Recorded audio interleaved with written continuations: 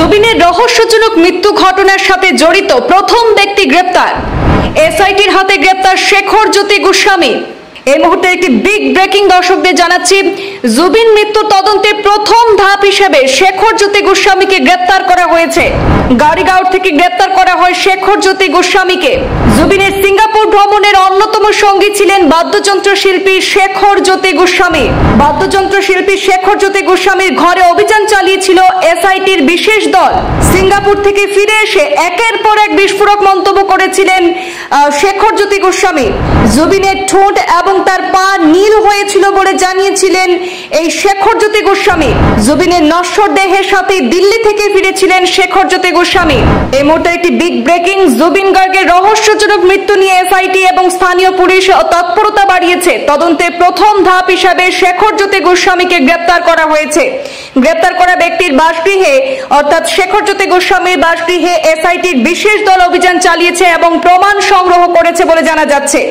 প্রাপ্ত তথ্য অনুযায়ী শেখর জ্যোতি গোস্বামী জুবিনের সিঙ্গাপুর সফরের অন্যতম সঙ্গী ছিলেন।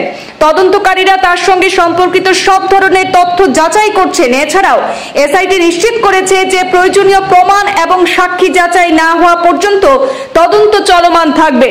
স্থানীয় সূত্রে খবর, তদন্তের সময় কিছু গুরুত্বপূর্ণ তথ্য সামনে এসেছে যা তদন্তকে আরো গভীর করার সুযোগ দিচ্ছে। তবে পুলিশ এবং এসআইটি পক্ষ থেকে বলা হয়েছে, চূড়ান্ত পদক্ষেপ নেওয়ার আগে সমস্ত প্রমাণ যাচাই করা হচ্ছে এবং জনসাধারণকে অনুরোধ করা হয় যে উড়ো খবর বা গুজবের ভিত্তিতে কোনো মন্তব্য বা সিদ্ধান্ত না নিতে।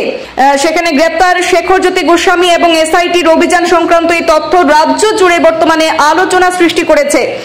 তদন্তকারীরা সকল প্রমাণ ভিত্তিক তথ্য দ্রুত সুষ্ঠুভাবে যাচাই করার চেষ্টা করছেন। এই মুহূর্তে জুবিনের সিঙ্গাপুর ভ্রমণের অন্যতম সঙ্গীকে অর্থাৎ শেখর জ্যোতি গোস্বামীকে গ্রেপ্তার করেছে এসআইটি। এসআইটির হাতে গ্রেপ্তার শেখর জ্যোতি গোস্বামী। তদন্তের প্রথম ধাপ হিসাবে বাদ্যযন্ত্র শিল্পী শেখর জ্যোতি গোস্বামীর ঘরে অভিযান চালিয়েছিল এসআইটির বিশেষ দল।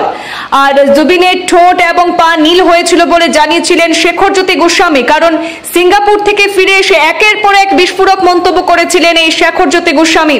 জুবিনের নশ্বর দেহের সাথেই কিন্তু দিল্লি থেকে ফিরেছিলেন শেখর। এবার শেখরকে গ্রেপ্তার করে এই তদন্তে আরো জোর বাড়িয়েছে এসআইটি।